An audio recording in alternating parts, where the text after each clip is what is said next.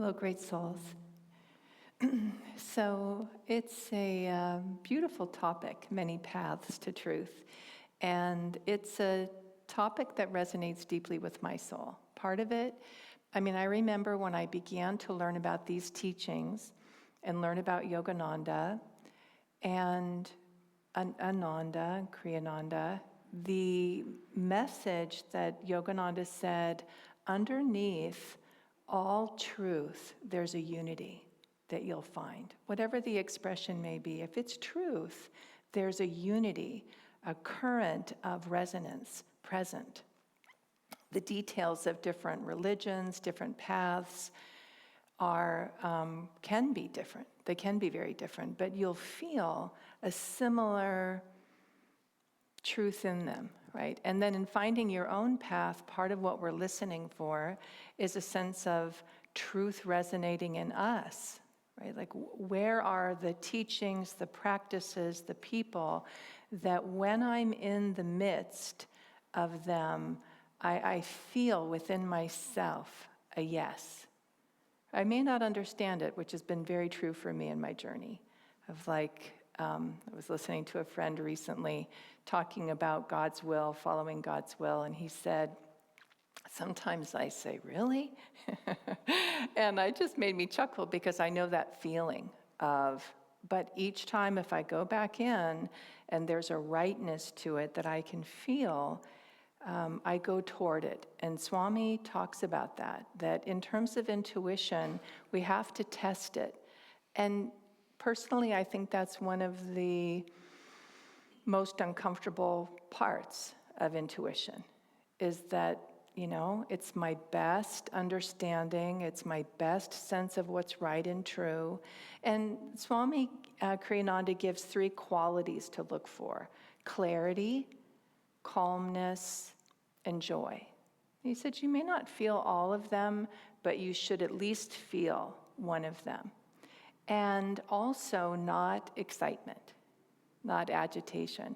So, in terms of clarity, what I've learned is that if I'm not quite sure, I'm not clear. Doesn't mean I'm not sensing the right direction. Sometimes emotions can stir up and cloud my understanding.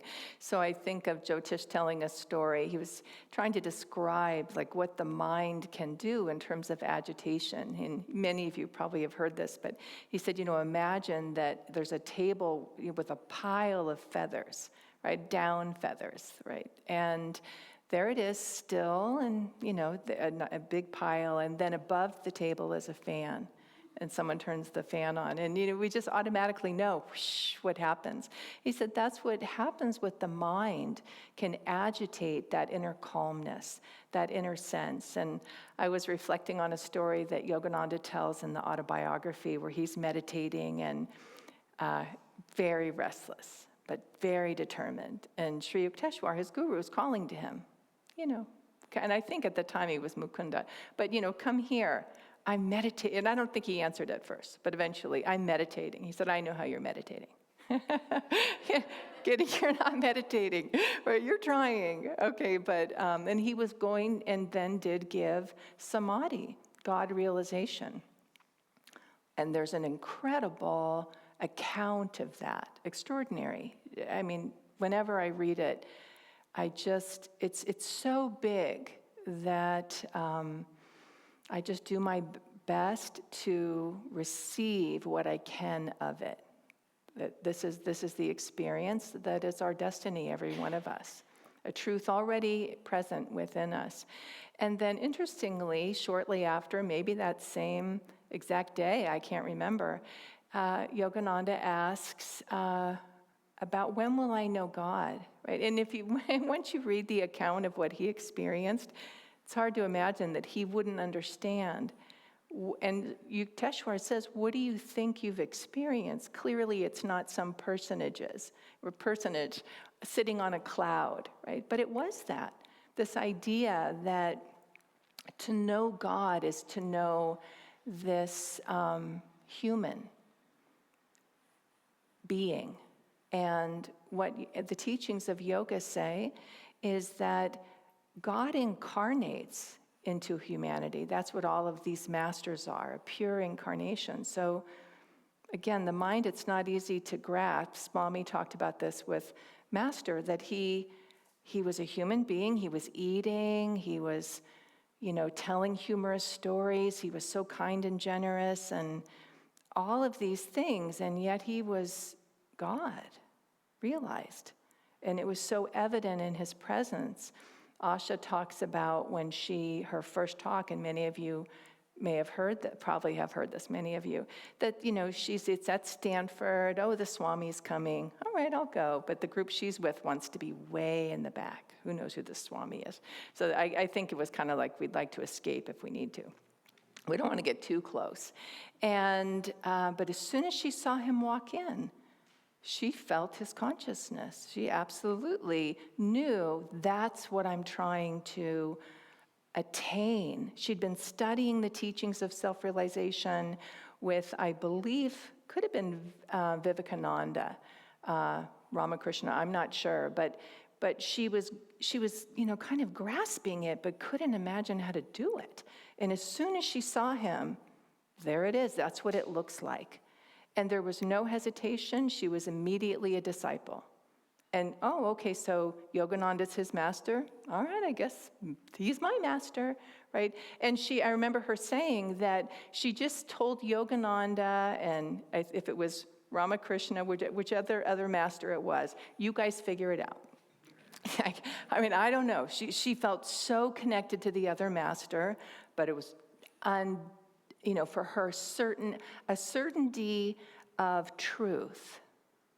Not an outer certainty that makes sense to the mind, but an inner certainty of truth.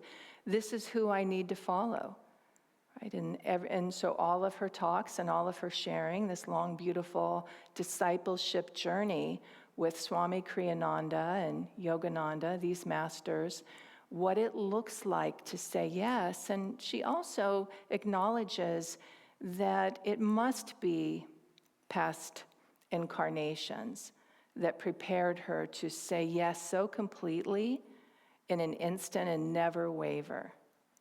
That is unusual. That is unusual. And what I appreciate about the yogic teachings is this understanding that we are being prepared, that every part of the journey is preparing us to know God. And there's no misstep in that. So someone next to me, their path is different. The teachings they follow are different. The choices they need to make in life, very different. But what I've observed is when the path is centered in truth and the individual is doing their very best to listen to an inner rightness about the choices they're making, there's harmony in that. I've always found. I was thinking of a friend in terms of reflecting on this reading, who we met each other in 12 steps, and we've stayed connected, and we're very different, right? And I just enjoy her. There's something, and probably I'm certain that 12 steps connects us, but I always enjoy the way she, I'm trying to find a way of saying this, but yes, the way she moves through the world, but the world she brings to me.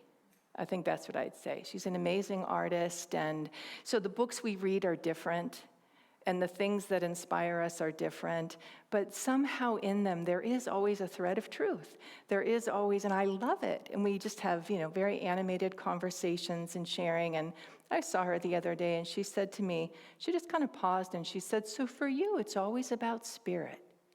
And I said, I guess that's true, right? I hadn't really thought of it in that way, but I was realizing one more talk I was mentioning or one more book, right? Very true. I said, that's true. That's right. And I could just see her being like, it always comes back to that for you. It's like, that's true. And yeah, for her, it's something different, but she appreciates it, right? And this is when I think of just the two songs today. I always...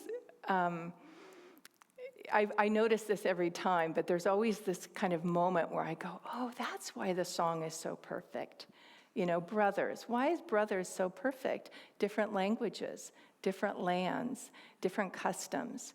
And how is it that when I'm open and receptive to what is universal, I feel it.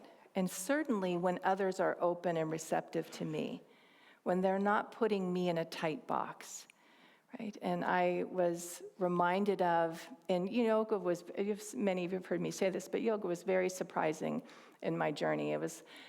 I just feel like my whole spiritual journey has these moments of quite surprise in them. But when I was exploring it, and I just kept feeling like, I can't explain why this is right, but it's right. And, how does it fit with being a Catholic? I don't know how it fits with being a Catholic, but somehow it's right. Well, going along in the journey, at a certain point, discipleship felt right. It was a huge decision. I mean, it is a huge decision. But I, in each point along this journey of these teachings, I just go back to Christ and give him a moment to correct me. Like, if I have gotten this wrong, this is the moment, so step in.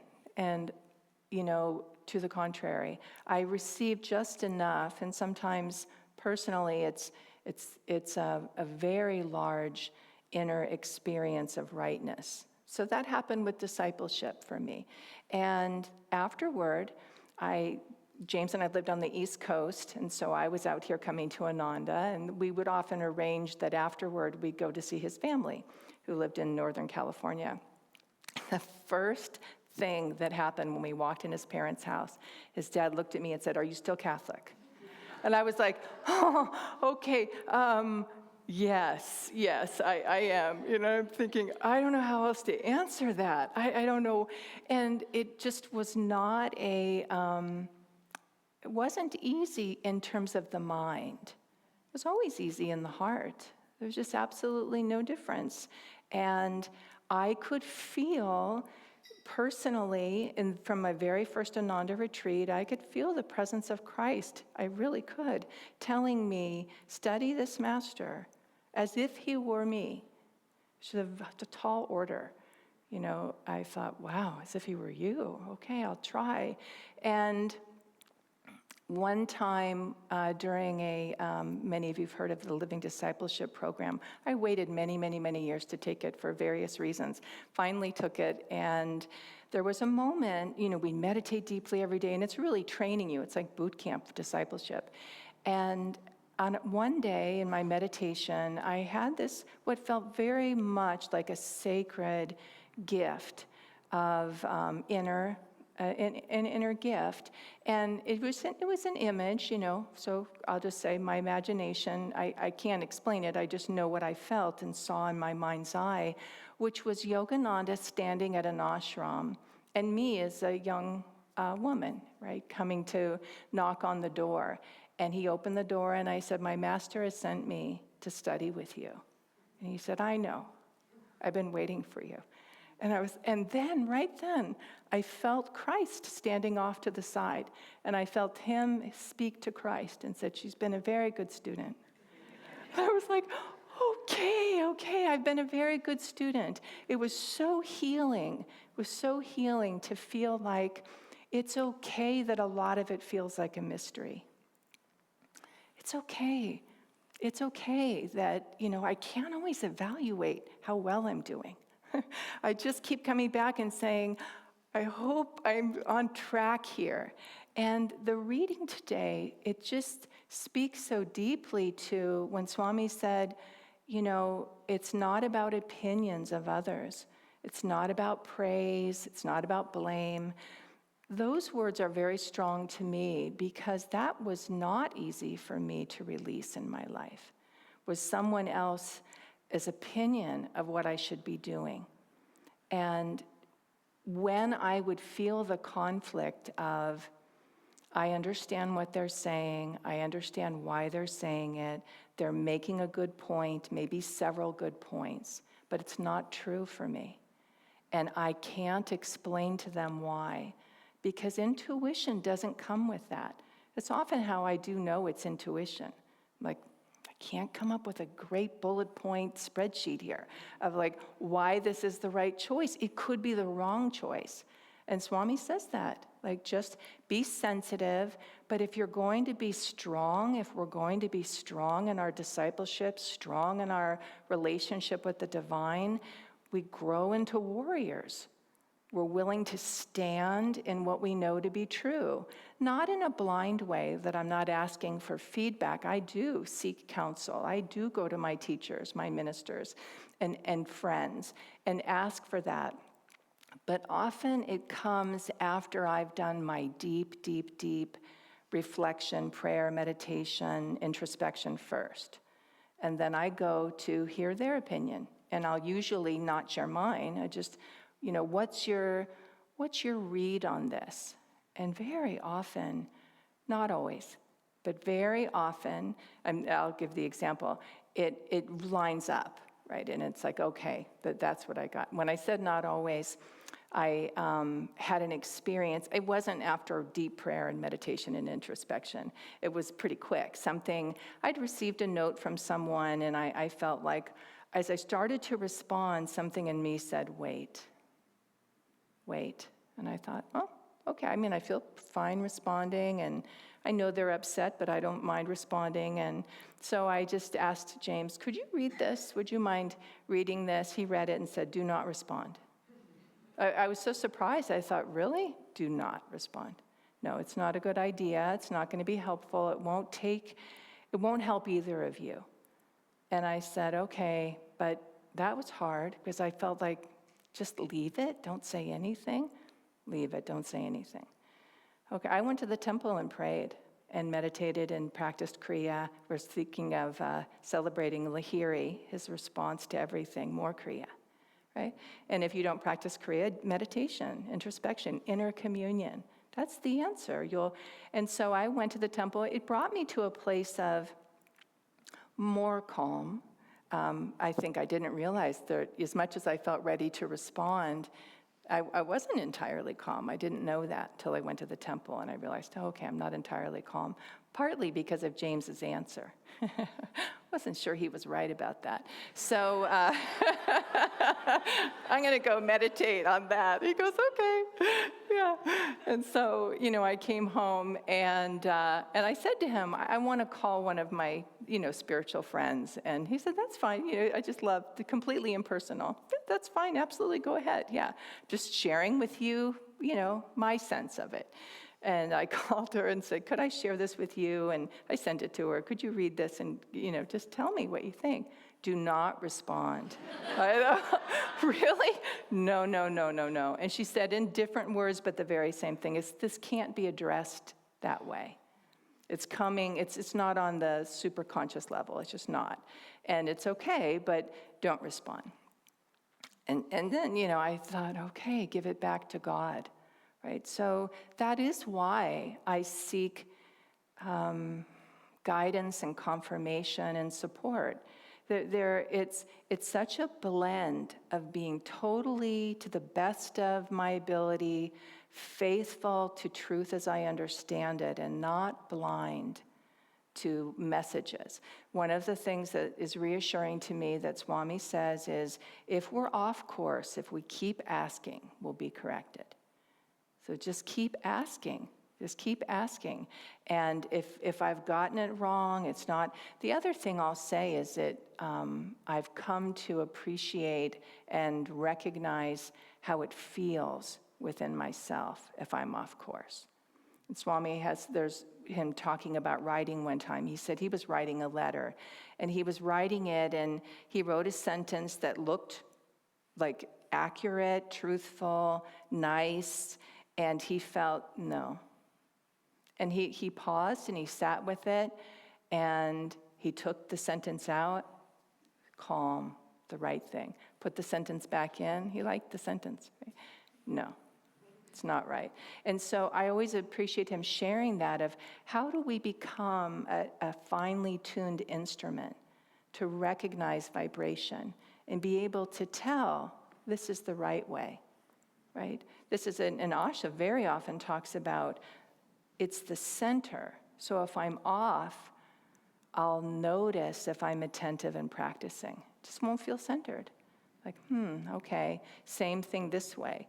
It's within our own consciousness, the deep practice of finding that pole star within, lifting the consciousness, and welcoming the truth. Welcoming the truth. So, let's see if there's anything else to say.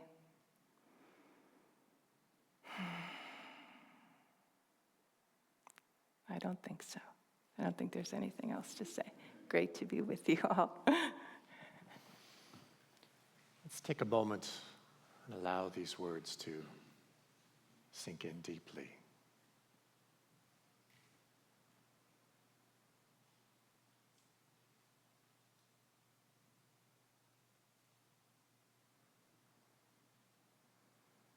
We'll have some music.